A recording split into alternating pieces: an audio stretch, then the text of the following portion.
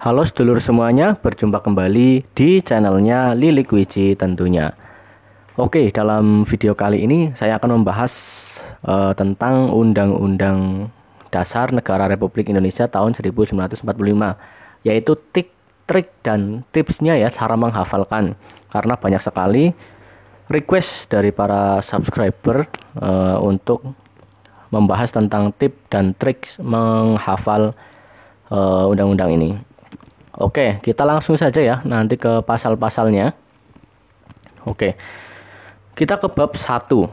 Ya, ini memang trik dari saya sendiri ya, ketika sebelum ujian, yaitu dengan mengstabilo kata-kata kuncinya saja. Karena kan soalnya itu ABC-an. Jadi kalau kita ingat kata kuncinya, itu pasti di soal akan mudah untuk kita kerjakan. Oke, bab 1. Teman-teman, dihafalkan untuk bab 1 itu tentang bentuk dan kedaulatan. Nah, sini. Kemudian pasal 1 ya. Pasal 1 teman-teman juga harus ingat. Nah, ini ya yang perlu di stabilo teman-teman. Negara Indonesia adalah negara kesatuan yang berbentuk republik. Kalau kata kuncinya, kalau saya kemarin belajarnya seperti ini ya. Kalau ada muncul kata-kata negara kesatuan berbentuk republik, berarti itu pasal 1 gitu. Pasal 1 dan bab 1. Nah, seperti itu saja teman-teman. Itu kata kuncinya seperti itu. Oke, lanjut ya ke pasal 2-nya. Kedaulatan berada di tangan rakyat. Nah, ini cukup sampai ini saja. Nah, kalau ada kata-kata kedaulatan berada di tangan rakyat, itu berarti pasal 2 ya. Pasal 1 ayat 2 seperti itu ya. Jadi tidak perlu dihafalkan semuanya. Ini baru yang pendek-pendek teman-teman. Nanti ke bawah kita menemukan yang pasal isinya itu panjang-panjang. Oke. Kemudian kalau ada negara hukum ini, nah berarti yang ayat 3 ya, seperti itu teman-teman. Cara ini menurut saya efektif ya teman-teman, karena kemarin saya alhamdulillah pun hafal ya dari babnya, bab 1 sampai bab terakhir itu benar-benar hafal, tapi hafalnya kata kuncinya saja. Jadi pas di soal kan pasti muncul ya kata-kata seperti ini, langsung ingat, oh ini ayat 1 nih, ini ayat 2, ayat 3 gitu. Jadi kalau sudah lihat kata kuncinya itu langsung ingat pasalnya gitu. Oke, bab 1 tadi tentang bentuk dan kedaulatan. Bab 2 kita beralih ke MPR ya. Bab 2 MPR ada 2 pasal 2 dan pasal 3. Oke, di sini kita warnai lagi kata kuncinya ya. MPR dipilih melalui pemilihan umum. Nah, ini di sini aja. Nah, intinya teman-teman ingat saja bab 2 itu tentang MPR. Nah, pasal 2-nya ayat 1 itu MPR tentang dipilih melalui pemilihan umum. Nah, ini aja cukup ya. Kemudian bersidang sedikitnya 5 kali dalam setahun. Nah, sedikitnya sekali dalam 5 tahun ya maksudnya. Begini ya. Jadi tidak usah menghafalkan semuanya. Nanti akan bingung pasti. Bukan bingung sih, tapi memang terlalu banyak. Belum undang-undang dasar, belum undang-undang desa, terus Pancasila gitu. Kemudian putusan suara terbanyak. Nah, ini aja. Putusan sama suara terbanyak yang diwarnai. Nah, gini. Kalau nemu kata ini berarti pasal 3. Gitu aja teman-teman. Oke, lanjut ke pasal 3-nya. MPR, nah, mengubah dan menetapkan undang-undang. Nah, ini biasanya munculnya bukan berbentuk, soalnya bukan pasal berapa, tapi yang bertugas mengubah dan menetapkan undang-undang dasar adalah siapa? Itu MPR. Kemudian yang melantik presiden dan wakil presiden siapa? Itu MPR. Kemudian MPR dapat memberhentikan presiden. Nah gini ya.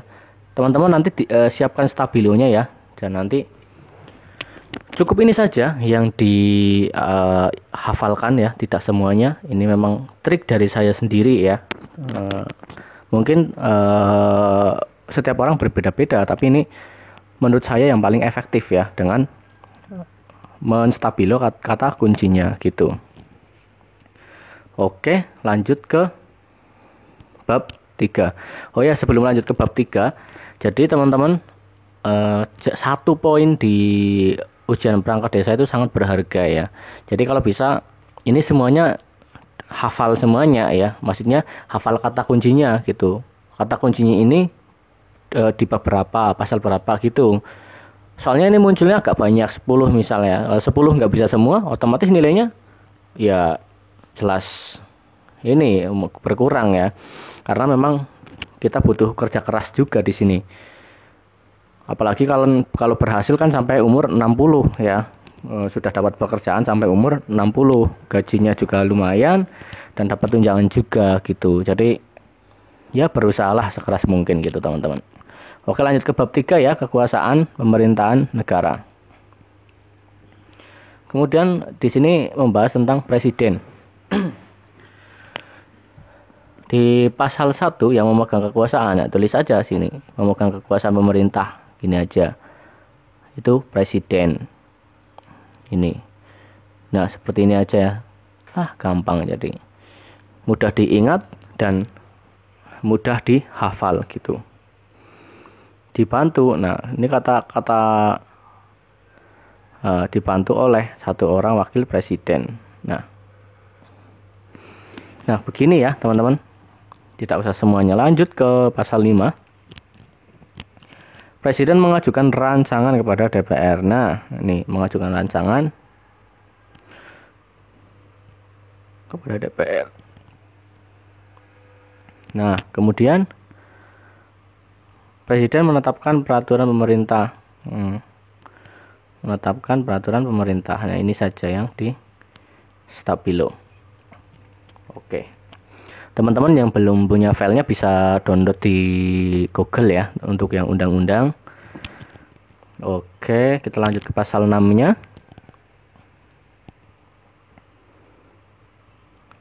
Calon presiden. Nah, calon presiden. Nah, cukup begini aja teman-teman. Calon presiden dan wakil presiden. Nah, seperti ini aja.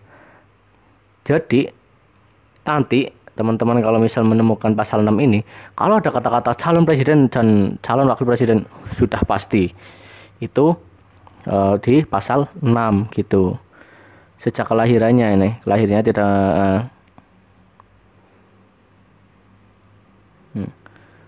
harus. Nah, ini.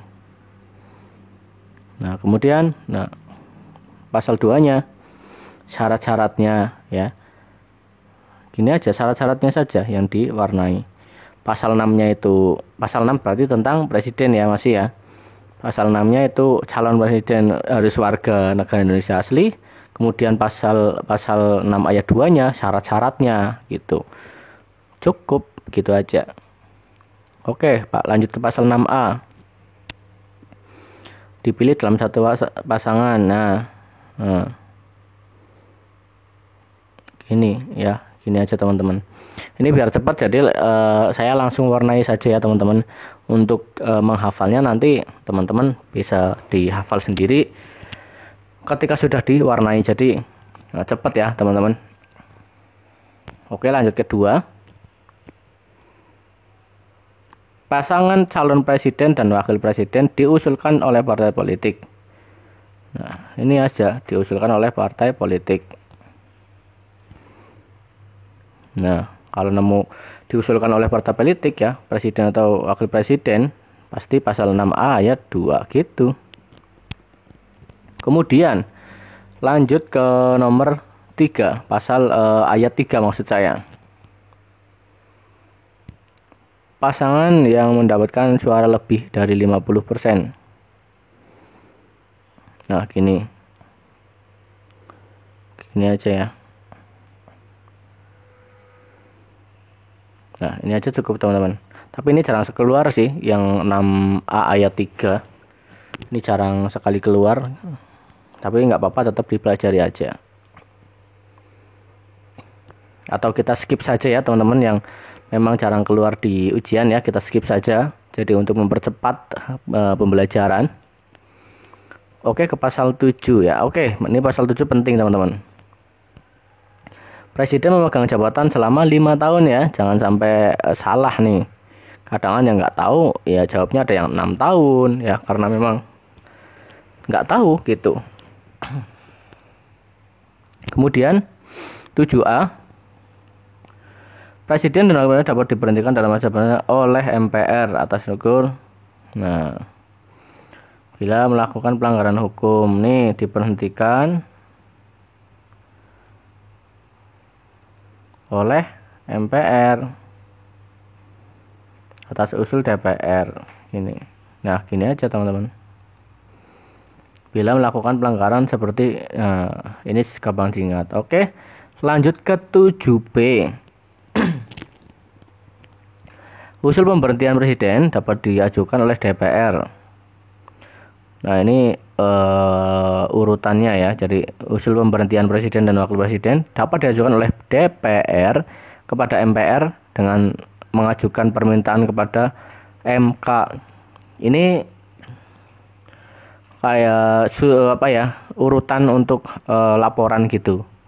Ini kita skip saja nggak apa-apa ya teman-teman, karena memang 7B ini juga jarang keluar saat ujian gitu.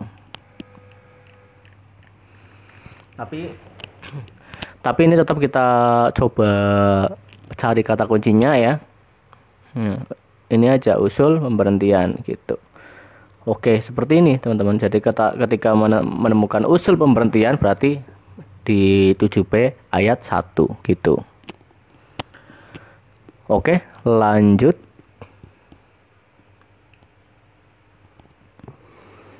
Nah, pengajuan permintaan Dewan Perwakilan Rakyat kepada dilakukan hadir sekurang-kurangnya. Nah, ini biasanya keluar ini nih, kehadiran ini teman-teman. Untuk yang kehadiran ini biasanya keluar pada saat ujian nih. Ini memang agak sulit ya kalau yang ditanyakan seperti ini. Ini biasanya untuk formasi sekdes gitu yang memang tinggi ya. Kalau sekelas kepala dusun itu nggak sampai seberat ini. Kemudian pasal 7C. Nah, presiden tidak dapat, ini gampang dihafal ya. Nah, presiden tidak dapat membekukan atau membubarkan DPR. Tidak bisa membubarkan DPR nih, pasal 7. Ngeri. Oke, lanjut pasal 8. Jika presiden mangkat, berhenti atau diberhentikan. Nah, ini gini aja. Tentang presiden mangkat, berhenti, dan diberhentikan. Nah, ini. Dalam hal terjadi kekosongan. Nah, ini dalam hal terjadi kekosongan presiden, wakil presiden, ini juga jarang keluar, tapi tetap kita warnai aja. Saya kemarin juga saya warnai semuanya ya teman-teman. Memang saya benar-benar niat sekali sih, jadi ya tetap saya pelajari semuanya. Memang perlu kerja keras ya kalau memang mau jadi beneran gitu. Kemudian ini lewati saja teman-teman. Nah, untuk pasal 9 ini hanya sumpah dan janji ya, sumpah presiden dan janji presiden. Nah, teman-teman bisa warnai saja ininya ya, sumpah presiden dan juga janji. Nah, ini jadi gampang dihafal untuk pasal 9. Oke, pembahasan terakhir kita pasal 10 ya. Nanti pasal 11 kita lanjutkan di video selanjutnya. Presiden memegang kekuasaan tertinggi ya atas AD. Nah, ini kita semuanya saja karena gampang-gampang dihafal juga kok. Oke teman-teman, kita sampai sini dulu ya di pasal 10-nya.